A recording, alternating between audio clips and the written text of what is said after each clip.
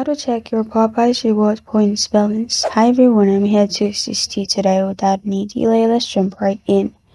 First, open Popeyes on your device. Here, click on the points icon at the top right.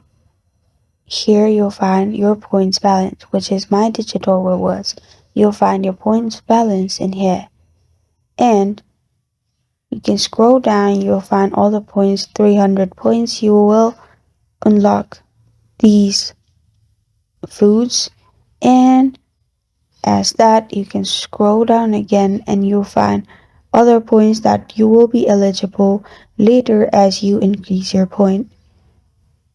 As you can see, there is 600, 900, 1200 points, and this is how to check your Popeyes rewards point balance. Thank you for joining me today. If this video helps you out, please leave a like and subscribe for more. Got a question or want to suggest a topic? Comment below. Thank you for watching.